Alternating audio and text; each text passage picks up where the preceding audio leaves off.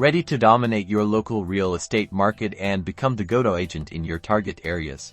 Let's jump right into adding service areas in Kvcore, which will supercharge your lead generation. First, log into your Kvcore account and navigate to the Marketing Autopilot section on the left-hand side menu.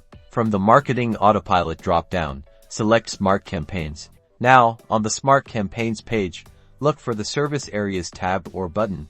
It might be slightly different depending on your Kvcore version, and click on it. You'll now see a map and a text box. In the text box, start typing the name of the city, neighborhood, or zip code you want to add as a service area. As you type, Kvcore will suggest locations. Select the correct location from the drop-down menu. Once selected, the location will be highlighted on the map and added to your list of service areas.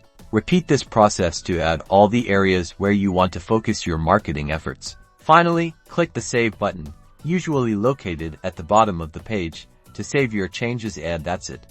You've successfully added service areas in Kvcore. Now you can tailor your marketing to these specific regions and attract more qualified local leads.